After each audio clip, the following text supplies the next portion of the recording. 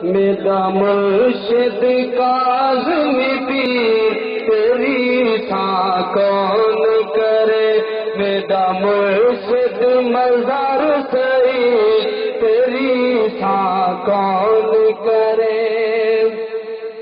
میرے پیر جیسی فرزند نے سارے شریعت دے پابند نے، تیرا لال ہے مزار سعید تیری تھا کون کرے، میرا مرشد کاظم پیر تیری تھا کون کرے، میرے پیر کا شان اچیرا تھا سبحان اللہ، میرے پیر کا شان اچیرا جدا ولیاں دے شہر وچ دیرا، بجھا لال سجاد سعید تیری تھا کون کرے۔ بلا تاخیر جگر گوشہ غزالی زمان حضور کی دامت برکاتہ العالیہ امیر جماعت اہل سنت پاکستان اپنے نورانی عرفانی ایمانی بیان نال سرفراز فرمے سے استقبال فرماؤ، نعرہ تکبیر۔ تمام حضرات بلند آواز نال جواب دو، حضرت صاحب ساری خوش نصیبی تشریف فرما ہے، نعرہ تکبیر، نعرہ رسالت، سرکار کی آمد، مکی کی آمد، مدنی کی آمد، جشن عید میلاد النبی، علماء اہل سنت، حضور قبلہ پروفیسر سید محمد سعید شاہ قاضی، فیضان حضور غزالی زمان۔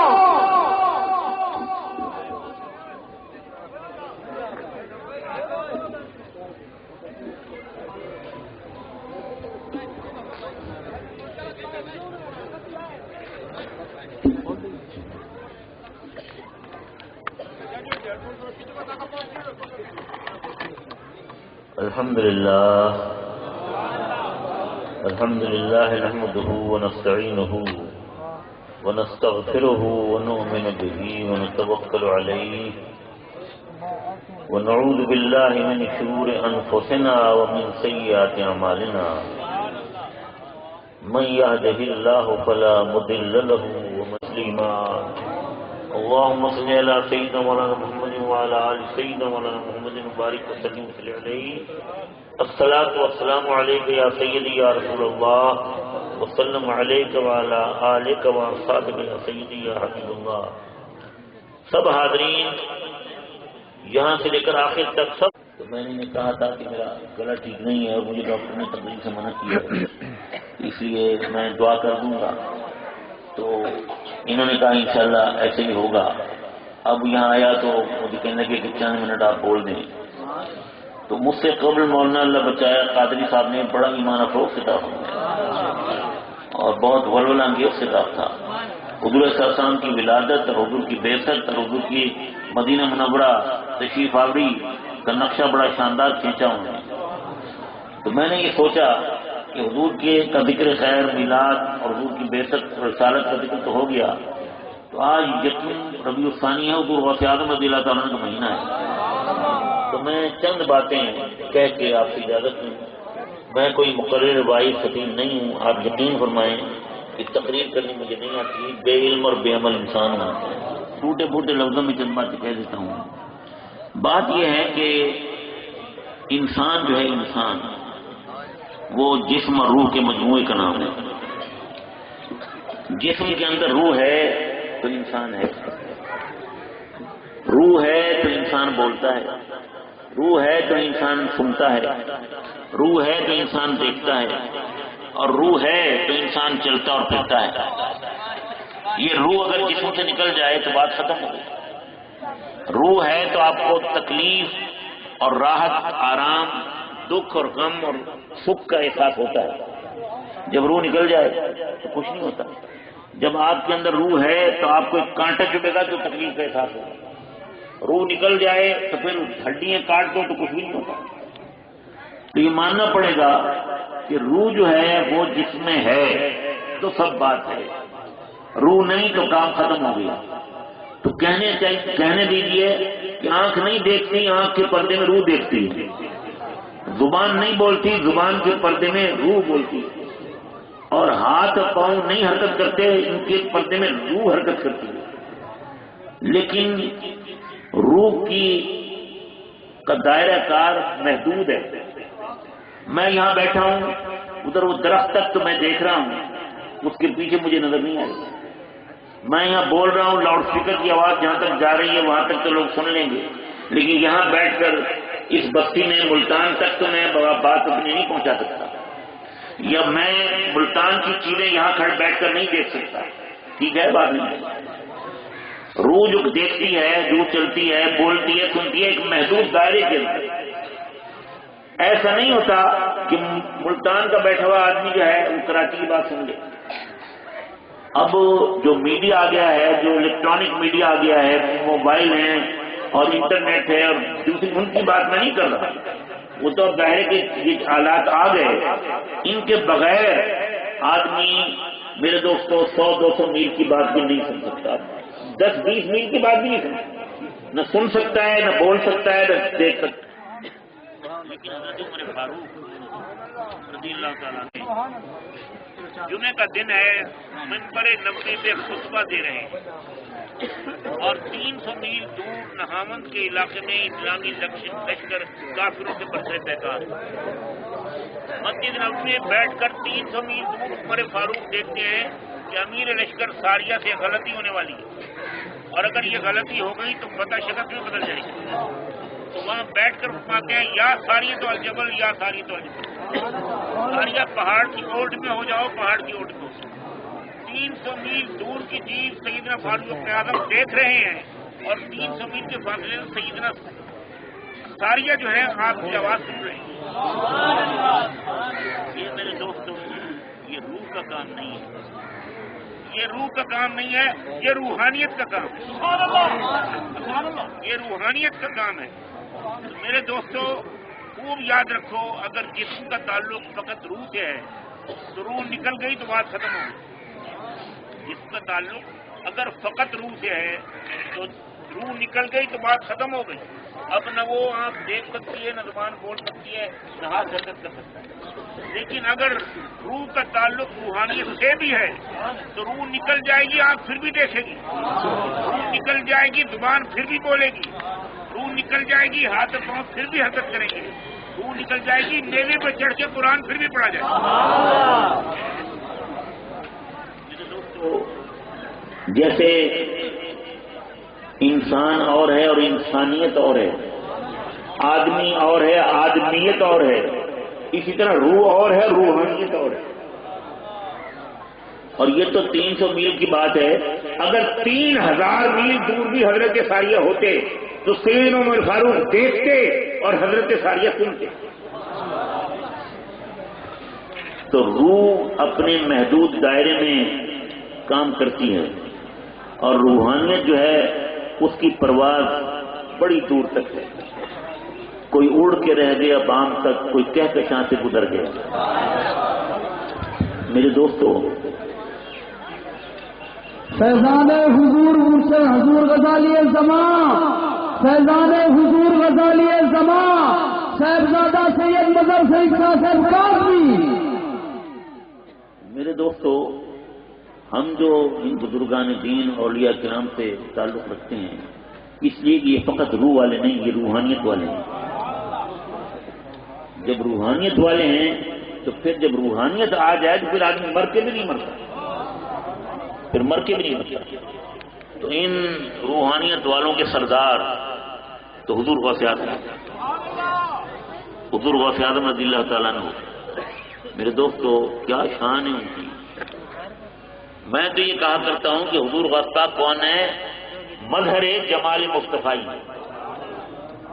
حضور علیہ السلام کے کمالات کی جھلک دیکھنی ہو تو حضور غوث پاک کو۔ ارے حضور غوث پاک کی بات تو بڑی اونچی ہے۔ آپ کے خاندان کے ایک ولی انڈیا میں کاٹیا واڑ ایک علاقہ ہے، گجرات کاٹیا واڑ، وہاں یہ میمن برادری وہیں کی رہتی ہے، وہیں سے آئی ہے، پاکستان میں بھی اب بھی وہاں آباد ہیں۔ تو وہ سارے بت پرست تھے، ہندو تھے، تو وہ آئے مندر کی میں اپنی عبادت کے لیے، پوجا پاٹ کے لیے، درمیان میں دریا تھا. دریا پہ پہنچے، پورا قافلہ تھا، کئی 100 آدمی تھے. تو وہ دریا کی کوئی کشتی نہیں، کوئی سواری نہیں، کچھ نہیں. بڑے پریشان ہوئے کہ ہم نے تو جا کے وہاں پوجا پاٹ کرنی تھی. تو حضور غوث پاک کے خاندان کے وہاں ولی کامل تھے. انہوں نے ان سے پوچھا بھائی کیوں رکے ہوئے ہو؟ کہنے لگے کہ کوئی کشتی آئے، کوئی دریا بنے تو دریا پار کر کے جائیں، سامنے مندر ہے. تو آپ نے فرمایا کہ اگر مندر یہاں آ جائے پھر؟ تو انہوں نے کہا پھر تو کوئی بات ہی نہیں، پھر تو بہت اچھی بات ہے. تو آپ نے کہا آنکھیں بند کرو. آنکھیں بند کر لیں. فرمایا آنکھیں کھولا تو مندر سامنے. آپ نے فرمایا کر لو پوجا پاٹ جو کرنی ہے. تو انہوں نے کہا کہ اب مندر کی پوجا پاٹ کریں گے، جو مندر کو لے کے آیا اس کی پوجا پاٹ کریں. تو سارے کا سارا قافلہ مشرف اسلام ہو گیا. لیکن انہوں نے کہا حضرت ایک شرط ہے. کیا؟ کہ پہلی بات تو یہ ہے کہ ہم میمن ہیں، ہمارے اندر دولت رہے ہمیشہ، اور دوسرے ایک حسن بھی ہمارے اندر رہے. یہ 2 شرطیں آپ پوری کر دیں، ہم سارے کے سارے مسلمان ہیں. آپ نے فرمایا ٹھیک ہے. میرے دوستو آج بھی کراچی جاؤ، میمن برادری جو ہے وہ سارے دولت مند بھی ہیں، حکیم بھی. یہ حضور غوث پاک کے خاندان کے ایک فرد کی شان ہے. تو حضور غوث پاک کی شان کیا ہوگی؟ میرے دوستو جتنے بھی اولیاء کرام ہیں، حضور غوث پاک کے در کے مانگتے ہیں. اگر حضور غوث پاک کے در سے بھیک نہیں ملتی تو کسی کو ولایت نصیب نہیں ہوتی. ولایت کا منصب جبھی ملے گا جبکہ بارگاہ غوثیت سے اجازت مل جائے. حضور غوث اعظم رضی اللہ تعالیٰ کی وہ آپ بچپن میں وہاں بغداد میں پڑھتے تھے. تو یہ بڑا ثقہ واقعہ ہے، شاید آپ نے پہلے سنا ہوگا کہ ایک شخص ہے، اس کا نام ہے ابو عبداللہ. وہ ابو عبداللہ جو تھا وہ طالب علم تھا اس مدرسے میں جس میں حضور غوث پاک پڑھتے تھے. ایک اور شخص تھا، اس کا نام ابن سقہ تھا. ابن سقہ، ابو عبداللہ، حضور غوث پاک، عبد القادر جیلانی. اس وقت تو بچپن تھا نا. تو یہ وہاں پڑھ رہے تھے. تو انہیں پتہ چلا ابو عبداللہ کو اور ابن سقہ کو کہ بغداد میں ایک ہستی ہے، ان کو غوث کہتے ہیں، غوث. اور ان کا کرامت یہ ہے کہ وہ جس گھر میں رہتے ہیں کہ لوگ جاتے ہیں تو گھر خالی ہوتا ہے، کمرہ خالی ہوتا ہے، اچانک وہ ظاہر ہو جاتی ہے، اچانک وہ مسلط تو ظاہر ہو جاتے ہیں. اور پھر لوگ ان سے ملتے ہیں، زیارت کرتے ہیں اور ان سے فیض حاصل کرتے ہیں، اور پھر اچانک وہ غائب ہو جاتے ہیں. تو ابو عبداللہ نے کہا کہ میں ان سے ایک سوال پوچھوں گا، دیکھتا ہوں وہ کیا جواب دیں. ابن سقہ نے کہا میں تو ان سے ایسا سوال پوچھوں گا جو لاجواب ہو جائے، جواب دے ہی نہیں سکے.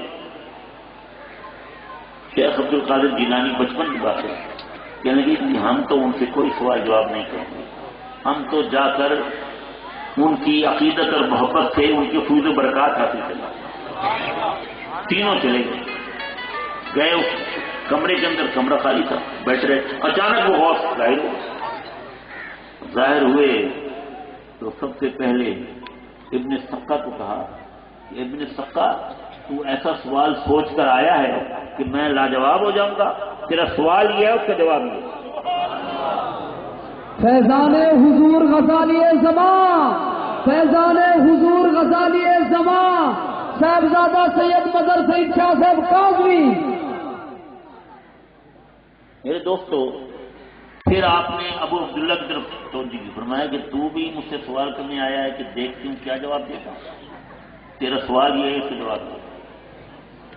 اب اس کے بعد نہایت محبت اور پیار سے عبد القادر جیلانی کی طرف توجہ کرتا اور فرمایا کہ پیارے بیٹے، ہم دیکھ رہے ہیں کہ ایک وقت آئے گا بغداد میں آپ بھی کا ڈنکا بجے گا، اور جب وہ وقت آئے تو مجھ نیاز مند کو بھولنا نہیں، مجھے بھی یاد رکھنا اپنے کو. میرے دوستو یہ حضور غوث پاک کی بچپن کی باتیں، بچپن کی باتیں، وہ ادب احترام جو انہوں نے خود اپنے زندگی میں اولیاء کا کیا، اس کا یہ ثمرہ ملا کہ میرے دوستو قدمی ہی علی رقبت کل ولی اللہ، کہ میرا یہ قدم پاک تمام اولیاء کی گردنوں پر ہے۔ ولایت مقام اخفاء ہے، اپنے آپ کو چھپانے کا نام ہے۔ ولی جو ہے اگر وہ اعلان کرے میں اللہ کا ولی ہوں، میری عظمت کا اعتراف کرو، مجھے مانو، میرے دوستو وہ ولی نہیں ہے۔ ولی تو وہ ہے جو اپنے آپ کو چھپاتا ہے، بلکہ حکم یہ ہے کہ اپنی کرامتوں کو بھی چھپاؤ، اپنی کرامتیں بھی زیادہ ظاہر نہ کرو۔ ولی کے لیے نبوت اور ولایت میں فرق یہ ہے کہ نبی کو حکم ہے کہ برسر عام اعلان کرے میں اللہ کا نبی ہوں، اور ان سے کہے لوگوں سے کہ میری عظمت کا اعتراف کرو، میرا کلمہ پڑھو، مجھے اللہ کا نبی مانو۔ اور ولی کو حکم یہ ہے کہ وہ اپنے آپ کو چھپائے۔ لیکن حضور غوث پاک واحد ہستی ہیں جن کو رب کائنات نے حکم دیا کہ برسر عام اعلان کرو کہ میرا قدم تمام ولیوں کی گردن پر۔ یہ مقام فردیت ہے۔ حضور غوث پاک مقام فردیت پر فائز تھے، اسی لیے انہوں نے یہ اعلان کیا، اور جب اعلان کیا تو سارے روئے ارض پر جتنے اولیاء جہاں تھے سب نے اپنی گردنیں جھکا دی۔ سلطان الہند عطائے رسول غریب نواز حضرت خالد معین چشتی میری سنجری رضی اللہ تعالیٰ، جب انہوں نے یہ آواز سنی تو انہوں نے گردن جھکا کے عرض کیا کہ حضور آپ کا قدم مبارک میری گردن پر نہیں، میرے سر میری آنکھوں پر بھی ہے۔ جب یہ نیاز مندی پیش کی تو حضور اسباب بنایا معین الدین تیری اس محبت اور اس نیاز کا یہ اجر ہے کہ پورے ہندوستان میں تیری عظمت کے چرچے ہیں۔ میں یہ سمجھتا ہوں جس کے دل میں حضور غوث پاک کی محبت نہیں وہ مومن کا دل نہیں، وہ مومن کا دل نہیں۔ میرے دوستو بارگاہ غوثیت وہ بارگاہ ہے کہ یہاں جو گیا کبھی خالی نہیں آیا، کبھی خالی نہیں آیا۔ حضور غزالی رضا علیہ رحمہ سے کسی نے پوچھا کہ جی حضور غوث پاک نے کہا کہ قدمی ہادی الی رقبت کل ولی اللہ، اس سے کیا مطلب ہے؟ تو آپ نے فرمایا کہ تمام اولیاء کی گردنوں پر میرا قدم مبارک ہے۔ تو اس کے بعد لوگ کہتے ہیں کہ جی ان کے زمانے میں جتنے ولی تھے ان کی گردنوں پر، بعض کہتے ہیں کہ ان کے بعد قیامت تک آنے والے جتنے اولیاء ہیں ان کی گردنوں پر۔ آپ نے فرمایا کہ میرا عقیدہ یہ ہے کہ اہل بیت، صحابہ اور تابعین اور تبع تابعین ان کو چھوڑ کر اول سے آخر تک جتنے اولیاء ہیں سب کی گردنوں پر آتا ہے۔ نعرے تکبیر، نعرے رسالت، نعرے خلافت، نعرے حیدری، فیضان حضور غزالی زمان، فیضان حضور غزالی زمان، صاحبزادہ سید فضل سعید شاہ صاحب کاظمی۔ حضور اسباب نے فرمایا کہ میں تو اس وقت تک کھاتا نہیں جب تک کہ میرا رب مجھے حکم نہ دے کہ عبد القادر جیلانی تو کھا، اس لیے کہ تیرا کھانا دیکھا جائے۔ فرمایا کہ 70 بار میرا رب مجھے فرماتا ہے کہ عبد القادر جیلانی تو پی تاکہ تیرا پینا دیکھا جائے۔ اور پھر آپ نے فرمایا جب آپ مسند پہ بیٹھتے تھے واز کے لیے تو فرماتے تھے اے لوگوں میرے پاس آؤ، اپنی شان اور شوکت کو رکھ کر آؤ، میرے پاس آؤ، طالب بن کر آؤ تاکہ تمہیں تمہارا حصہ مل جائے۔ تو میرے دوستو یہ حضور غوث پاک کی بالکل منفرد شان ہے۔ اور حضور غوث پاک جیسا میرے دوستو میں نے جیسے عرض کیا کہ صحابہ، اہل بیت، تابعین اور تبع تابعین کے بعد اول سے آخر تک سوائے امام مہدی کے وہ تو ائمہ فاطمی ہیں میں سے سب کی گردنوں پر حضور غوث پاک کا حضرت حضور غوث پاک کی سچی محبت کہ دنیا میں رکھے تو ان کی محبت میں رکھے، قبر میں جائیں تو ان کی محبت کا چراغ رکھے تاکہ ہماری قبر اس چراغ کے منہ سے منور ہو۔ آمین واقع دعوانا۔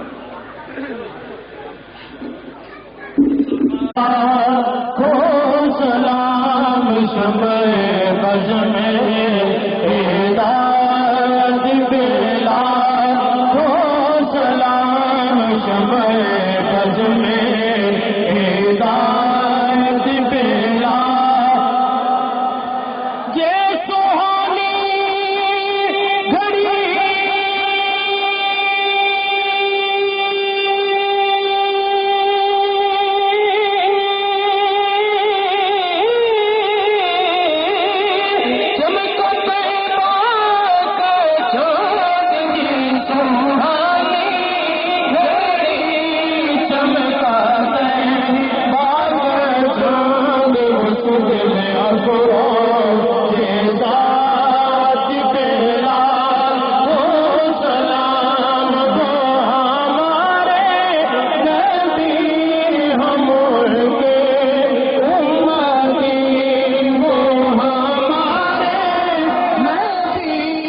ہم ہمارے نبی